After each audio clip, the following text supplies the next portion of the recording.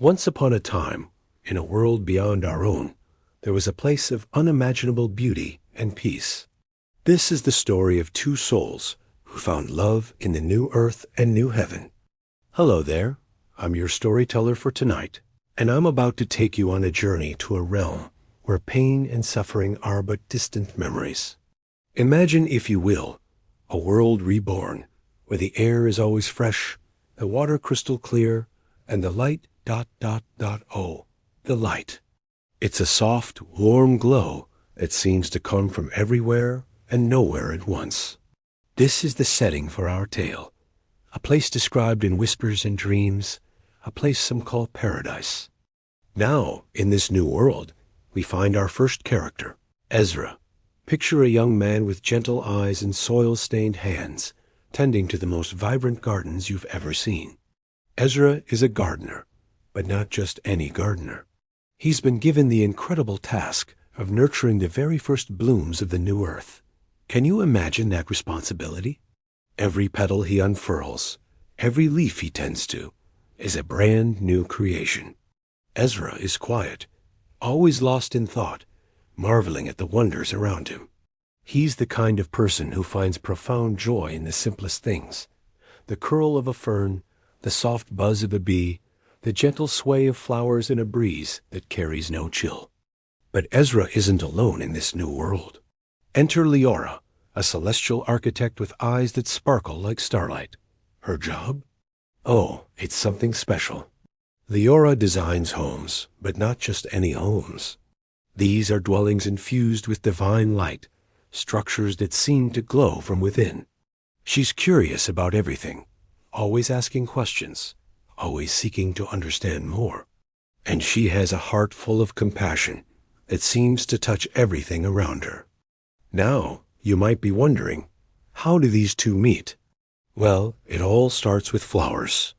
You see, Liora has this idea to incorporate rare celestial blooms into her designs. And who better to help her find these flowers than Ezra, the master gardener? So one day, as Ezra is tending to a patch of flowers that seem to sing when the wind blows, Liora approaches him. "Excuse me," she says, her voice like a melody. "I'm looking for flowers that capture the essence of starlight.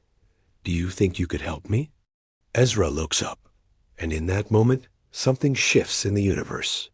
Their eyes meet, and it's as if they've known each other for eternity. I think I might know just the ones," Ezra replies, his voice soft but sure. And so begins their journey together. They start taking walks through meadows that make Eden look like a backyard garden. Ezra shows Liora flowers that bloom in colors she never knew existed, while Liora describes buildings that defy earthly physics, structures that dance with light and shadow.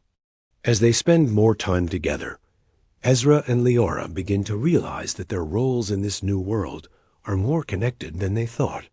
Ezra's gardens provide the beauty that Liora incorporates into her designs. Liora's buildings offer shelter to the delicate plants Ezra nurtures. They're two halves of a whole, each completing the other's purpose. But even in paradise, love isn't always smooth sailing. Ezra, still carrying memories of his earthly life, starts to worry. Am I good enough for this perfect world? He wonders. What if my imperfections somehow taint this paradise? These thoughts gnaw at him, making him hesitant, causing him to pull away from Liora at times. Liora, on the other hand, fears that her celestial duties might create a distance between them. What if I'm called away to design in far corners of this new universe? She worries. Could our love survive such separation? Yet, despite these fears, they find themselves drawn to each other time and time again. Their favorite meeting place becomes a magnificent tree, unlike any other in the garden. This is the tree of life, its branches reaching towards the heavens, its roots delving deep into the earth. It stands as a symbol of their love, eternal, unshakable, bridging heaven and earth. Near this tree flows a river so clear you can see straight to the bottom. The river of life, they call it. As Ezra and Liora walk along its banks, hand in hand, they feel their connection deepen, flowing strong and true, like the water beside them. And all around them, always, is the light of God. It's not harsh or blinding, but warm and comforting. As Ezra and Liora grow closer, learning to trust each other, to be vulnerable with each other, this light seems to grow brighter, as if reflecting the purity of their love. But every story needs its moment of tension, its climax. For Ezra and Liora, this comes on a night when the sky is filled with more stars than you could ever count. They're lying on a hillside, gazing up at the celestial display, when Ezra finally voices his deepest fear. "Liora," he whispers, his voice trembling slightly, "do you ever wonder if I truly belong here? In this perfect world, I'm just a simple gardener, and you're literally building paradise." Liora turns to him, her eyes reflecting the starlight above, and in that moment, she does something unexpected. She laughs. Not a mocking laugh, but a laugh full of love and understanding. "Oh, Ezra," she says, taking his hand, "don't you see? I have the same fears. I worry that my work will take me away from you, that I'm not earthly enough for this new earth. But that's the beauty of it all. Our love, our fears, our doubts, they don't disrupt the perfection of this world. They complete it. Love isn't about being flawless. It's about being perfectly imperfect together." And with those words, something shifts. Ezra feels a weight lift from his heart, and Liora feels a new certainty settle in her soul. They realize that their love isn't just for each other. It's a reflection of the divine love that created this new world.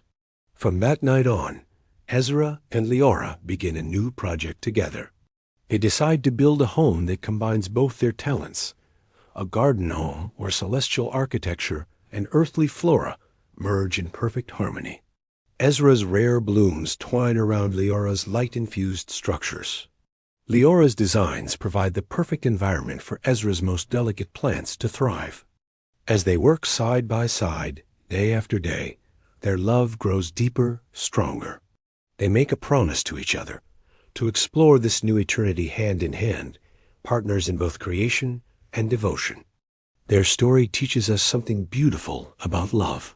It shows us that love is a sacred act of creation, much like the divine act that brought this new world into being. It reminds us that true strength lies in being vulnerable, in sharing our fears and doubts with each other. And it demonstrates the perfect harmony that can exist between humanity and the divine. As our tale draws to a close, we find Ezra and Liora resting beneath the branches of the tree of life.